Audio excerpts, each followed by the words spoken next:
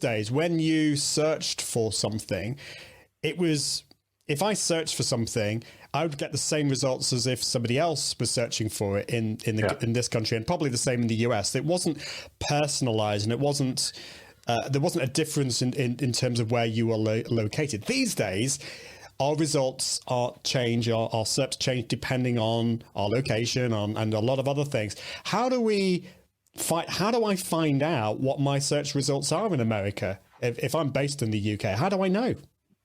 Right. Well, there's a lovely little plugin called GS Locator that fakes your location for Google.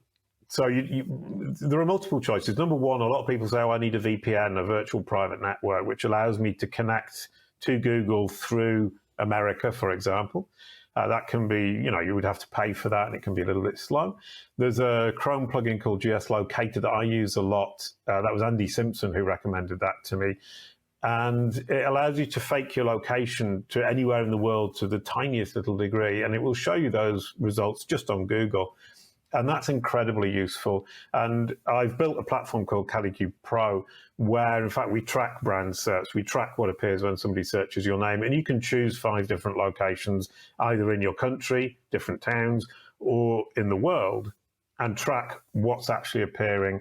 And those are neutral results, which is interesting too, because you made that point, is that my results on Chrome when I'm logged into Google will be slightly different to if I'm using an incognito window or if somebody else is searching.